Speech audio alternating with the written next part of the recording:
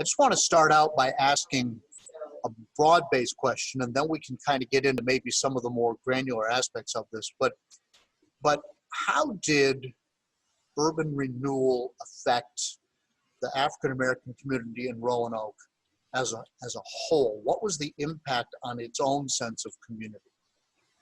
Well, I think for a lot of people who lived in the affected areas, the Kimball area, Kimball Commonwealth area, where the Civic Center and Magic City Ford, the post office is now located, that used to be a community. Gainesboro, over on Gainesboro Road, where Dr. Claytor's, the Claytor family owned a lot of property over there. And then in the 1980s, over to Center Avenue, where the Coca-Cola plant was. And urban renewal was part of the Federal Housing Act of 1949.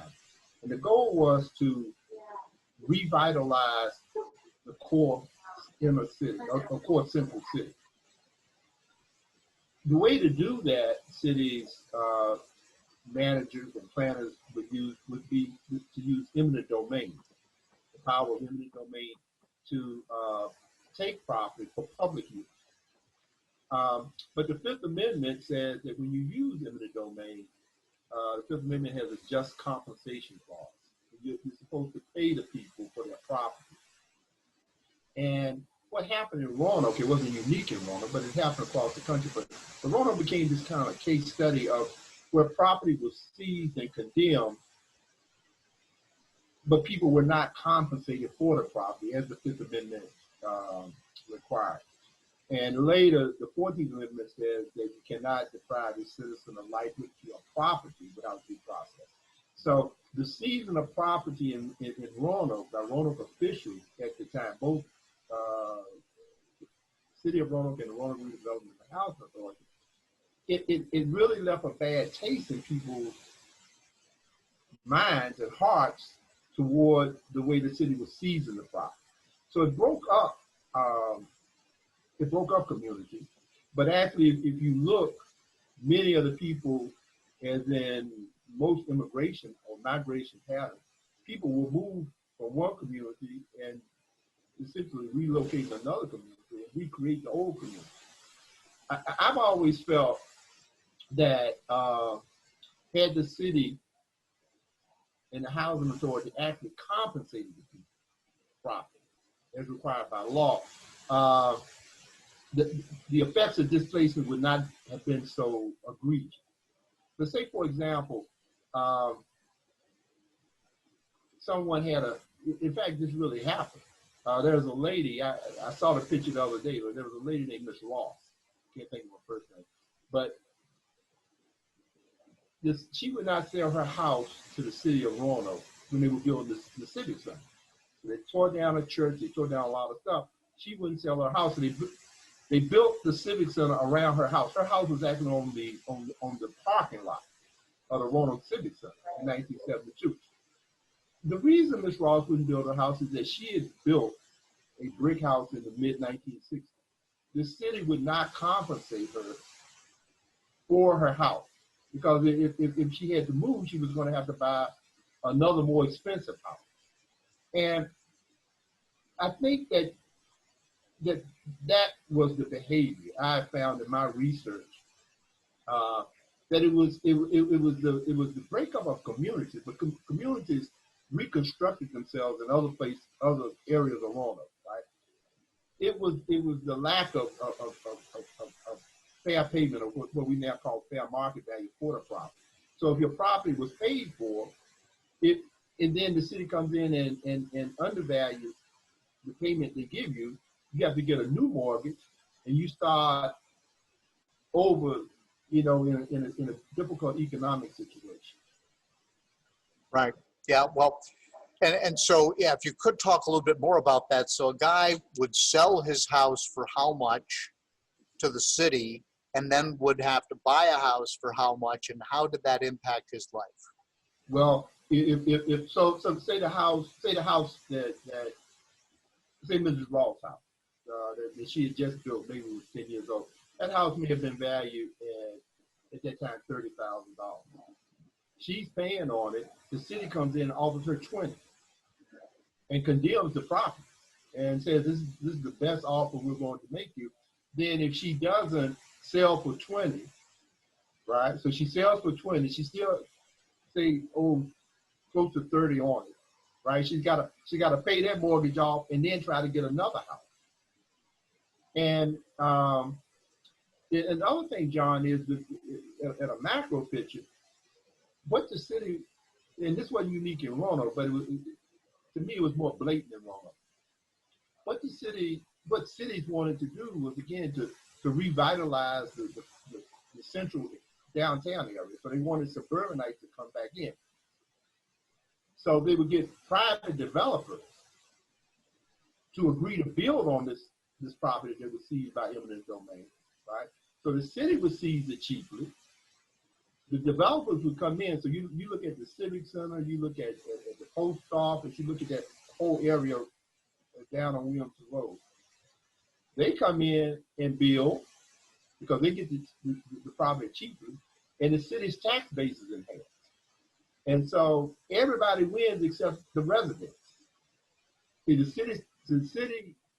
So if you got houses located where the main post office is now, they're all torn down, and people are offered less than market value for the house. So the city gets it cheaper. They have an agreement with the Postal Service and developers to build the main post office. So they come in. That increases your tax base.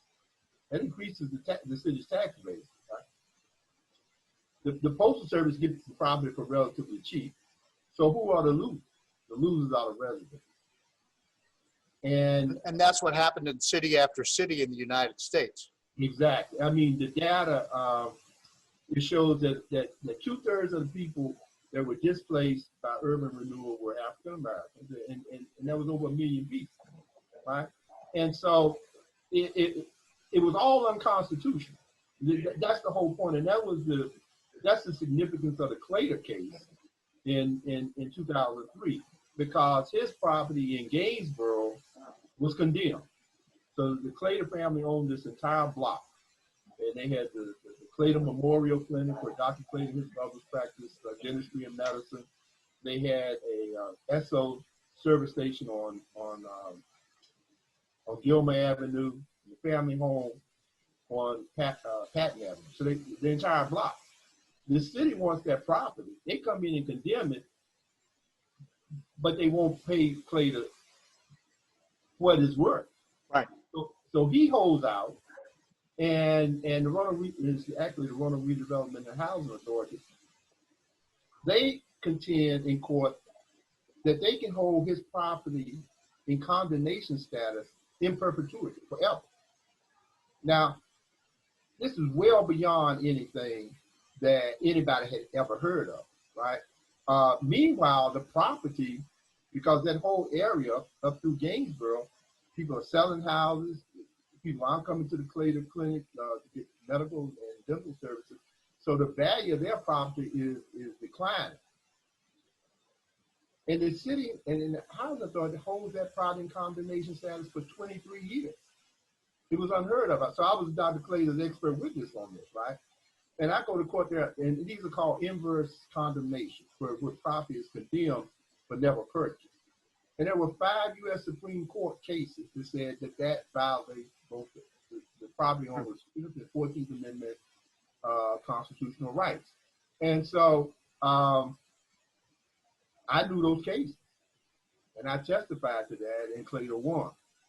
And 2 years before his case, a delegate for Norfolk named Thelma Drake, she was a House delegate, but she went on to be a U.S. Congresswoman. She heard about the Claytor case. I heard that his property had been held in condemnation status for over 20 years. The housing authority wouldn't pay him just compensation for it. So she introduced legislation in the Virginia legislature that actually changed the law. Really, the Walter Claytor law. Now, if property is condemned, a municipality has 3 years to show that they have the money to purchase the property. And then if they don't purchase it within 5 years, the condemnation comes off. So we go all the way from state agencies saying they can hold your property in condemnation status in perpetuity forever. So now, 3 years they have to show you the money, and then if they don't purchase it in 5 years, the condemnation status comes off. Got it. So why were all of these projects built in displacing African Americans? Well, after World War II, African Americans across the country constituted the areas around the central city. Right? Most people, if you think about the period after World War II, that's when the suburbs began to develop.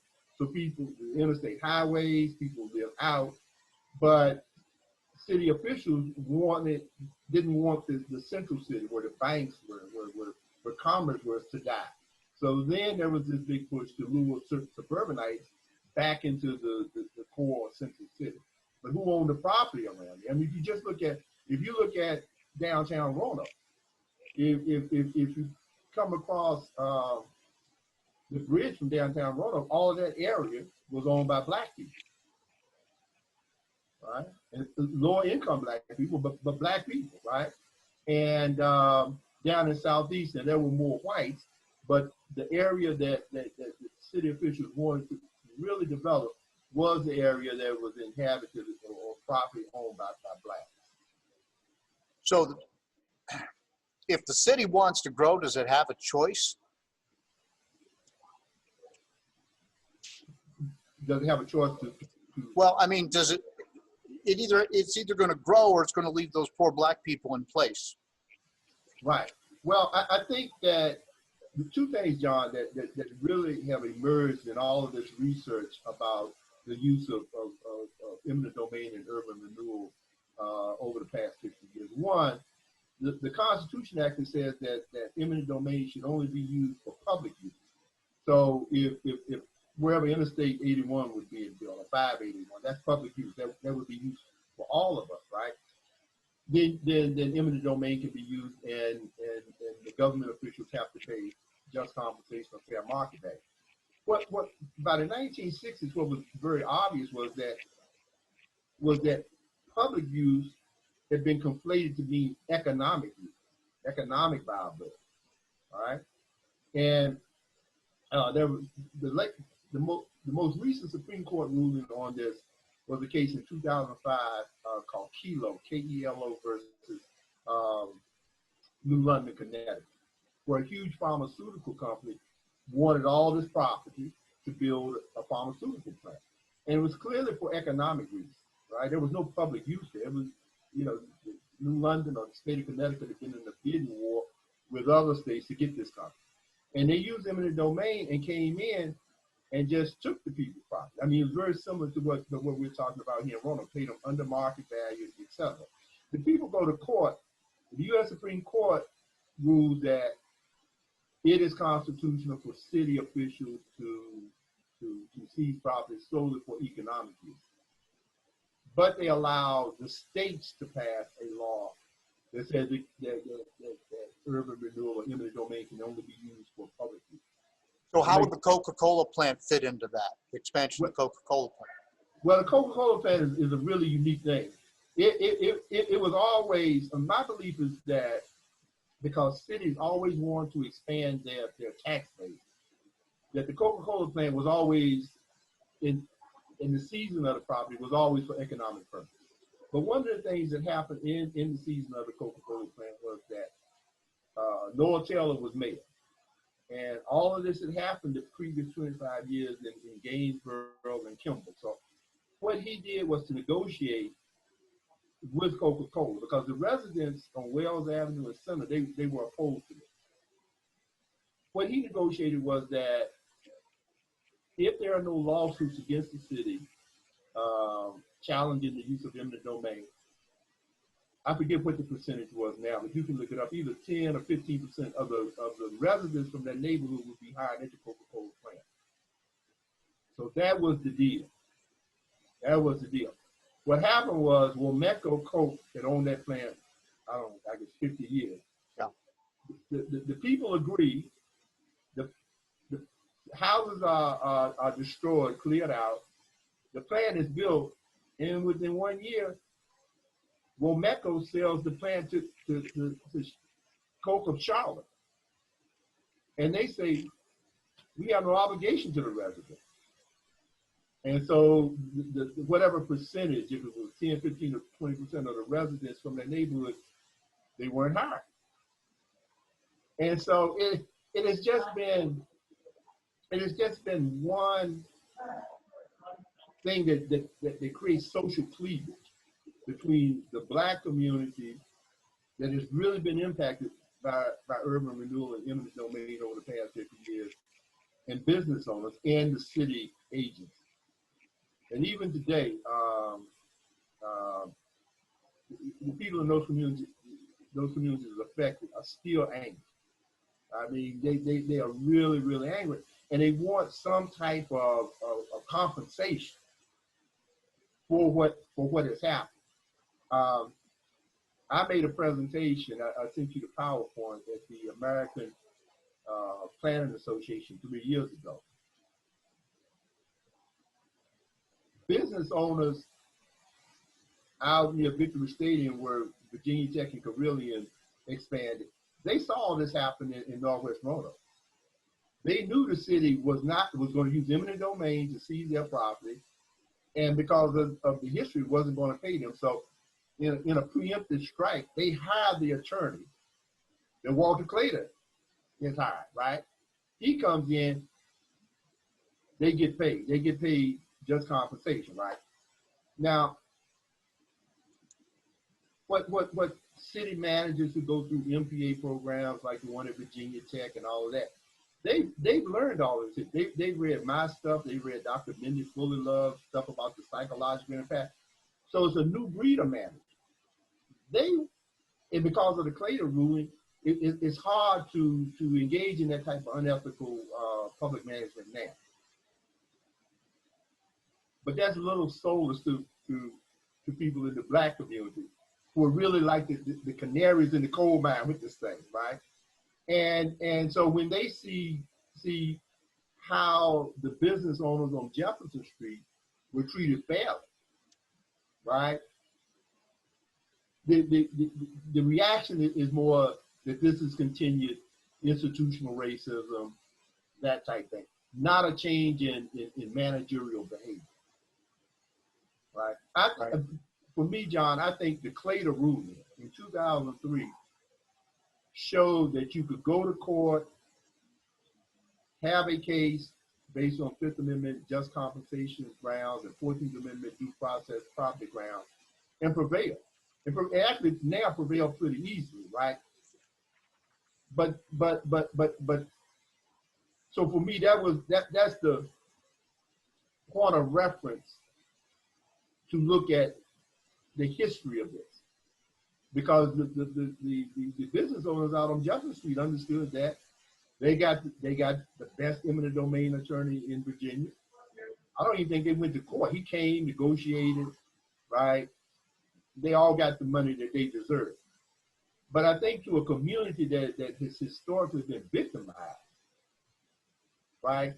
Their point of reference in understanding what is happening with urban renewal and eminent domain doesn't start with the Clayton case. It starts 40 years before Clayton.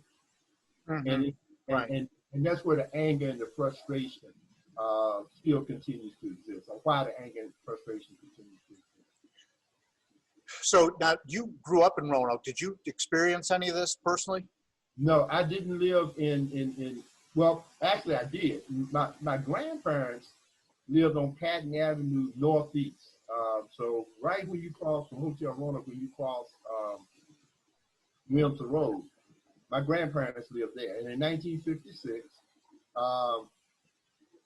the city used eminent domain to condemn their property. But I never heard my grandparents say that they were not compensated fairly. So they took the money and bought a house on Orange Avenue in Northwest Roanoke.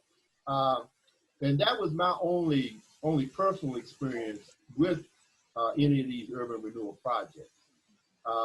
But as being a resident here and having a PhD in public administration and policy, in 1990, Ted Edlick at CAP encouraged me to apply for a grant to study the economic and social impact of urban renewal on these three neighborhoods. And that's how I really got involved in it.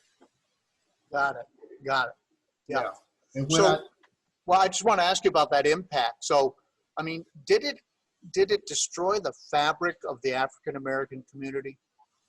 Well, I think it did. I mean, I think in one sense it did, because living in I'll be 70 in April, so I've lived in segregated Roanoke, right? And so when you live in a segregated society, communities are very close. I mean, because you don't have many options. You don't have market options where to live. I think a lot of the mobility, the social and economic mobility, was going to change in the 60s and 70s as the Civil Rights Act of 1964 became law, the Voting Rights Act of 65, and the Fair Housing Act of 1967, which said you could not discriminate against people buying houses if they had the money, right? And so I think a lot of very intact neighborhoods were going to change regardless. But urban renewal just came in with a sledgehammer deal. And because what would have happened, John, is that if the city had paid just compensation, so we can go back to my grandparents, for example, a good example. Many of the people that lived in Northeast or that Kimball area around my grandparents, they got money for their houses. They relocated. It was at least 4 people in that 1,200 block of Orange Avenue where my grandparents relocated that also relocated from Kimball. So they relocated together because, yeah. So because the options to relocate further were very restricted because of segregation.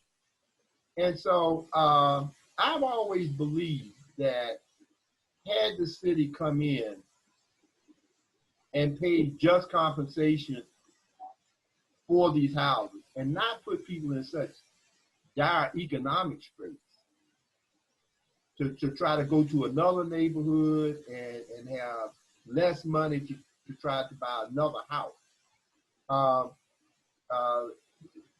The psychological and social impacts of urban renewal wouldn't have been as bad as they were. It would have been unfortunate for people who had to leave their homes, but the city could have got what they wanted. People could have gotten another house. Exactly. And they would have relocated together. One of the things I've studied is migration patterns, right? And even when you find when immigrants came to the country from Europe, right? And they located in Boston and New York. Whole villages moved from, whether they were Jewish or Italian or Irish American, they moved from their native country right into neighborhoods with people they knew. Because that's the sociological dynamic. You move to where people have similar cultural values, norms, sure. etc. Sure. So when I've looked at urban renewal in Roanoke and people moving out of neighborhoods, whole neighborhoods of people have tended to move together. And so they reconstructed the neighborhood in another place. The independent variable for me has always been more the economics of it. Just how the city didn't pay people, and thus people started off at an economic disadvantage in buying a new house and